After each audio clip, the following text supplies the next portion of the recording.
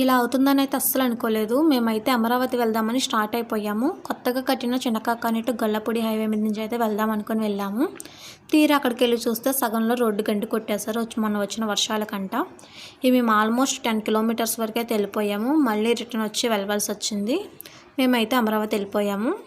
ఈ అమరావతి పంచారామ క్షేత్రాలలో ఒకటి. పంచారామ క్షేత్రాలు ఎలా ఏర్పడ్డాయంటే పురాణాల ప్రకారం తారకాసురుని సంహరించినప్పుడు అతని గొంతులోంచి శివలింగం 5 ముక్కలుగా పడి ఏర్పడ్డాయని నమ్మకం.